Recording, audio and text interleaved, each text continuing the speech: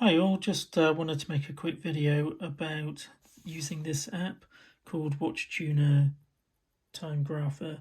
I'm a complete novice at working on watches. This is actually my first watch, which is a Seiko 6309A, and I essentially just fixed it, took it apart and rebuilt it using a guide from a YouTuber called My Retro Watches. Absolutely fantastic. Must be like I think it's like 3 or 4 part guide to disassembling this movement and putting it back together. Absolutely brilliant. But one of the things I wanted to obviously make sure it was running correctly and not quite ready to splash out on a bespoke piece of kit, Timegrapher, which I've seen some around for about 130 or so. Probably end up getting one, but I wanted to just try an app.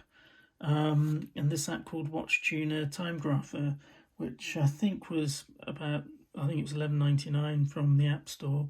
One of the problems was though that you had to be really careful about what microphone you use, and it kind of says use the microphone from your headphones and just lay it over the movement. But I actually found that I've actually had better results with using the built-in microphone on this iPhone, which is a 5S, and also on the phone I'm using to record right now, which is a 12 Pro. But it's just the microphone on the phone is so much more sensitive, and so you kind of have to turn sensitivity all the way down to 1, bizarrely. So anyway, I thought I'd just show how I've done this, and you know what? Don't really know what I'm doing here. I've just been following, stuff I've learnt from other people. But I just wanted to show this because I didn't see too many sort of guides out there on how to make the most of this app. So I'm just going to show you what I did, and I think it works okay for my situation. So first thing, I'm just going to fire my phone up. I've got the app ready. So important are the settings here. So sensitivity, going to put that right down to 1. In fact, for this watch, if I remember correctly, I think the lift angle is 54.5.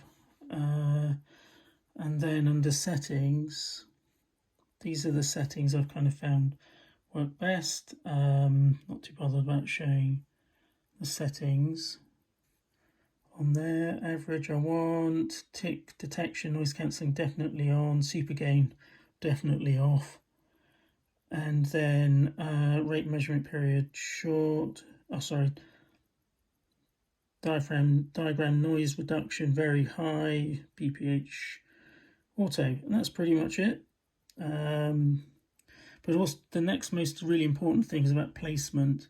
So on an iPhone, typically the microphone is this smaller pattern of dots next to the lightning port.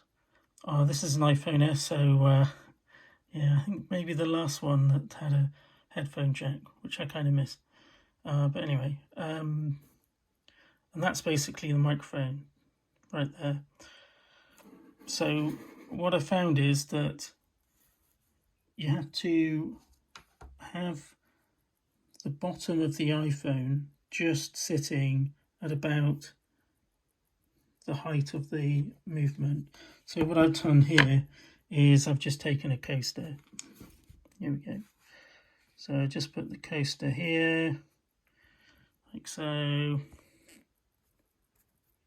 And then I just put the iPhone, the microphone, next to,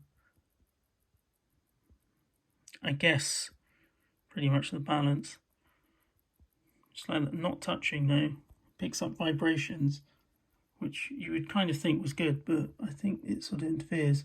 So what you want is those kind of 3 dots just lining up with the balance, just like that. Really small amount of gap. So now, hopefully, this is where it all goes wrong, isn't it?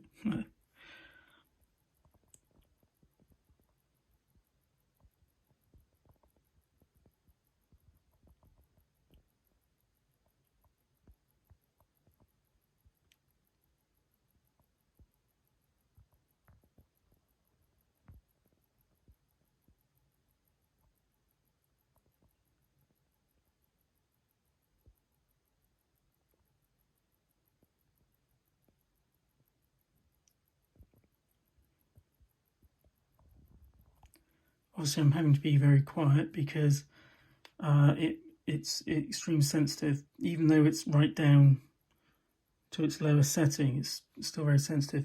What you can do is then, what you're looking for, I find, is that the quality, you want to get that as high as possible.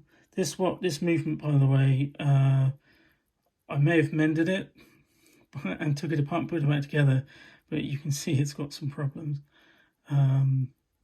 Which, you know what, I'm gonna just deal with those, and that's gonna be fun. However, as you can see, quality, you can move the watch slightly, maybe, just to kind of try and get those quality numbers up. There we go. It's just listening for it, isn't it?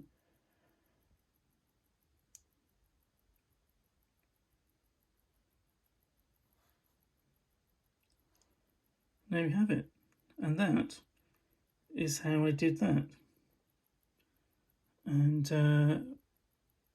I hope you find this useful. I'll probably refer back to this myself, to be honest. Cheers.